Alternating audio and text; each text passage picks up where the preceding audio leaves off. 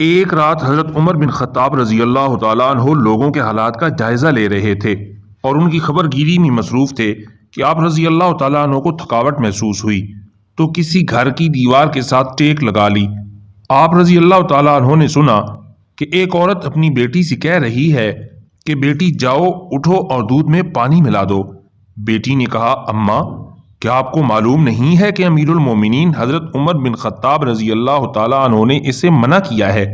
اس کی ماں نے کہا اے بیٹی جاؤ اور دودھ میں پانی ملا دو، عمر کون سا ہمیں دیکھ رہے ہیں؟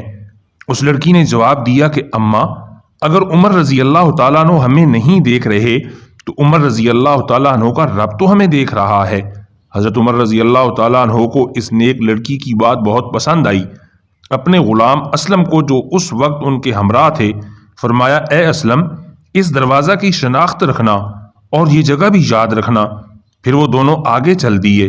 جب صبح ہوئی تو حضرت عمر رضی اللہ تعالیٰ عنہ نے فرمایا اے اسلم وہاں جاؤ اور معلوم کرو کہ وہ کہنے والی لڑکی کون ہے اور اس نے کس عورت کو جواب دیا ہے کہ دودھ میں پانی نہیں ملائیں گے۔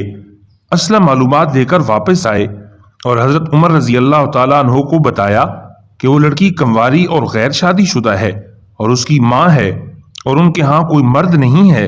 حضرت عمر رضی اللہ تعالیٰ عنہ نے اپنے بچوں کو بلا لیا اور ان کو حقیقت حال سے آگاہ کیا۔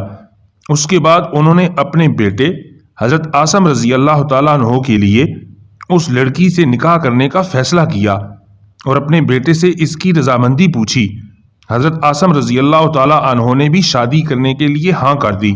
اس کے بعد اس لڑکی کے ساتھ حضرت عاصم رضی اللہ تعالیٰ عنہ کی شادی کر دی گئی اور ان کے ہاں جو بیٹی پیدا ہوئی وہ حضرت عمر بن عبدالعزیز رحمۃ اللہ علیہ کی والدہ بنی۔ حضرت عمر بن عبدالعزیز رضی اللہ تعالیٰ عنہ سب سے زیادہ عادل حکمران اور 5ویں خلیفہ راشد گزرے ہیں۔ ریئل ڈائری پی کے چینل کو سننے والے معزز دوستو، اللہ کی فرما برداری اور حضور علیہ السلام کے ساتھ محبت میں زندگی گزارنے کا جو مزہ ہے اس سے بہتر زندگی اور کوئی ہو نہیں سکتی۔ ریئل ڈائری پی کے چینل کو سبسکرائب کر کے گھنٹی کے بٹن کو دبا دیں تاکہ حقائق اور دلائل سے بھرپور معلومات آپ کو سب سے پہلے مل سکیں۔